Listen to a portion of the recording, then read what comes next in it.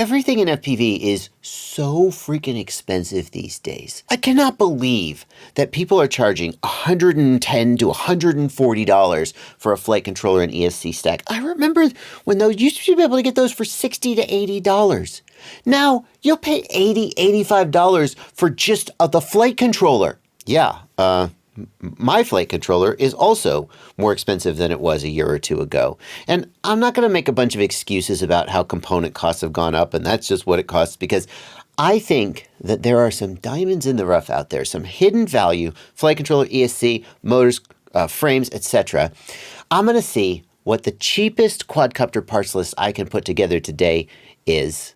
And I don't know if we're going to get back down to like 2018 sub $100 levels, but I bet I can beat $200. I'm Joshua Bardwell. You're going to learn something today. We're going to start off with the Speedybee F405 V3, which is a flight controller and ESC stack that comes in at just $70. Just $70 for both the flight controller and the ESC. That really is like 2020 or earlier pricing.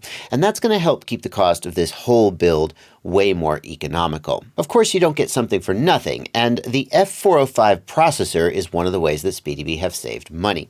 This is going to run slower than the F7 processors that are on most modern flight controllers, but it's still fast enough to run Betaflight at, well, probably a 4K PID loop.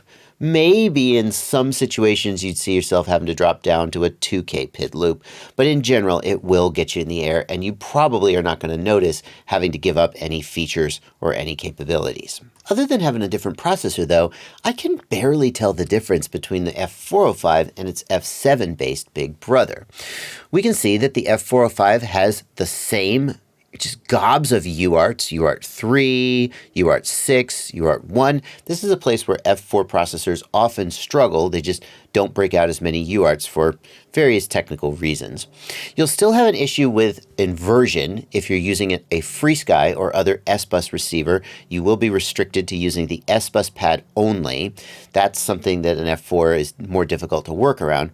But other than that, it barely seems like you're giving anything up when going with this processor. The F405 even has premium features like this battery level indicator LEDs built into the flight controller and wireless Bluetooth built in for the Speedybee app that lets you configure it in the field. So this is just a really good flight controller, and somehow they've managed to bring the price down significantly without compromising hardly at all in terms of the features. Oh, there's one more compromise, and that is that the ESC runs BL Heli S, not BL Heli 32, and that means that you won't be able to do bidirectional D-Shot and RPM filtering unless you install the BlueJ firmware, which you totally should, and then there's basically no downside to the ESC either.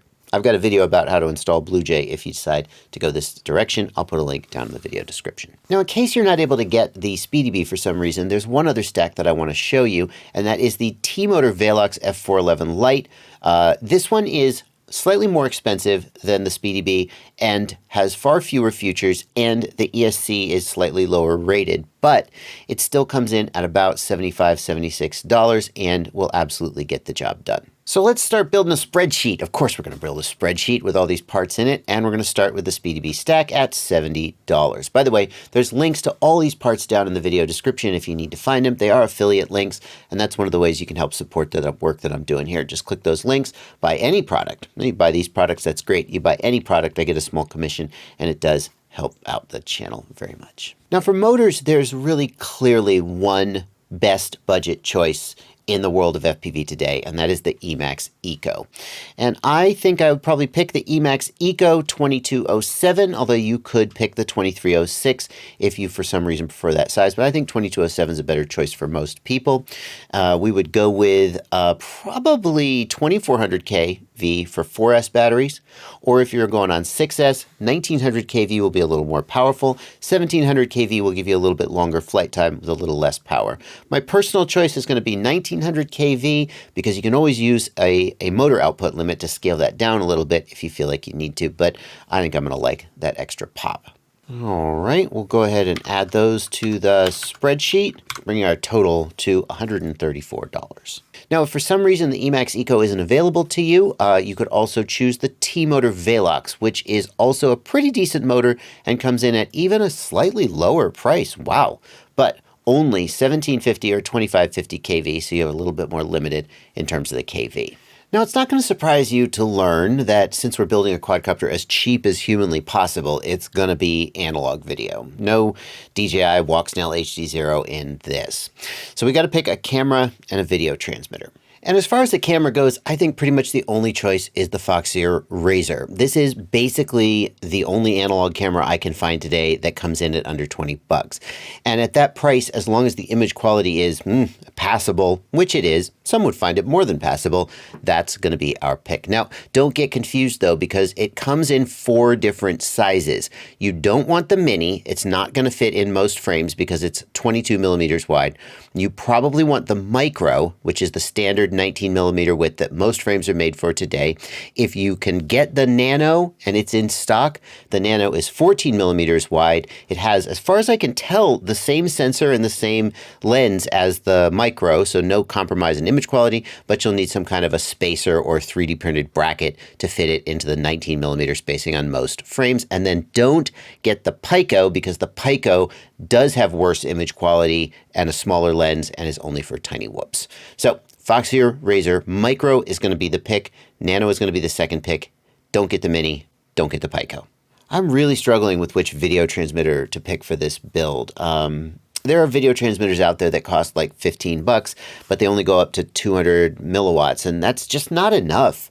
If you're racing, 25 milliwatts is what you want. And if you're doing a typical tiny whoop build, maybe 200 milliwatts would be good, but it's for a lot of people, that's just not going to give you the range and penetration that you want.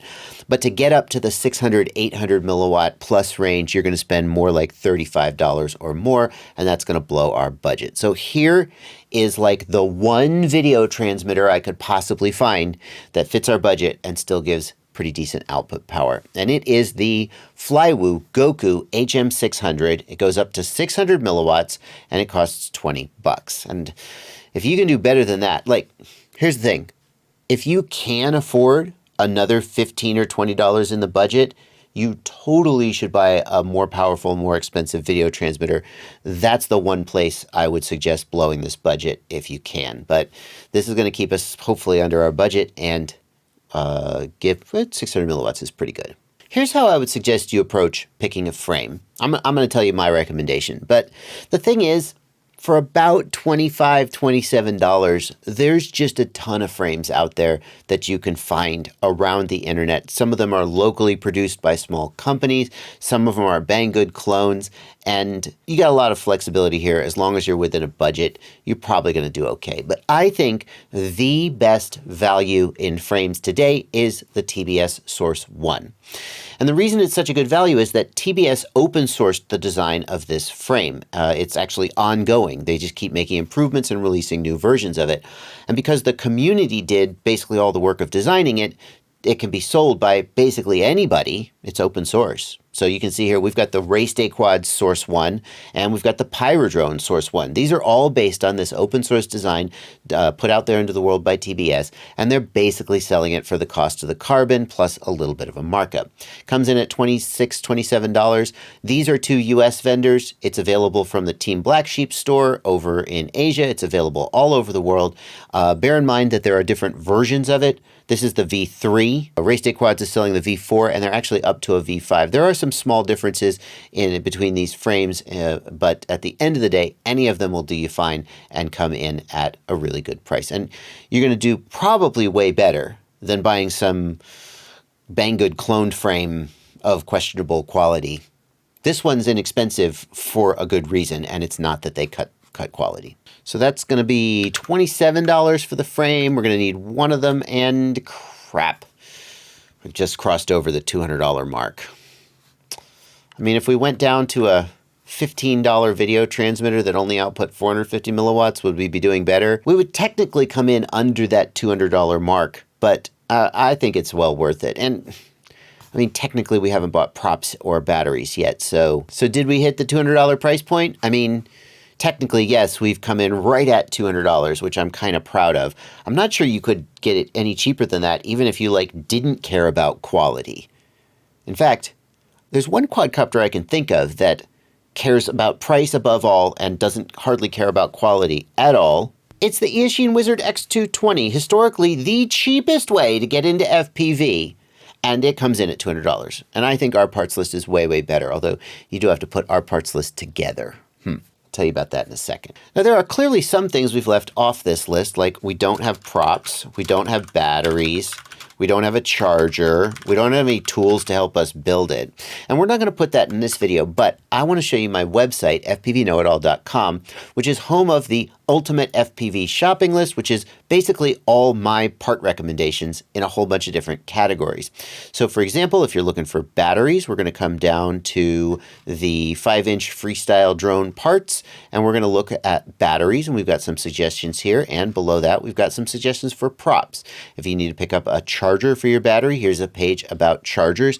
And we don't just give you a bunch of parts and tell you, here, buy this. There's text that tells you why I recommend it, what I like, what I dislike, and to help you decide if it's the right thing for you. But how do you put it together? If you buy all these parts and don't know how to put them together, you're potentially going to just ruin some of them and waste some of that money. If you're willing to spend just a little bit more money, I put together with Get FPV a beginner build kit. And what this has is a complete ultra detailed, it's about 2.5–3 hours of content in total, a build tutorial that takes you through every step of the build. I'm going to put a link to that playlist on screen. And before you go buy all this stuff for $200, maybe think about whether that would be a better choice for you.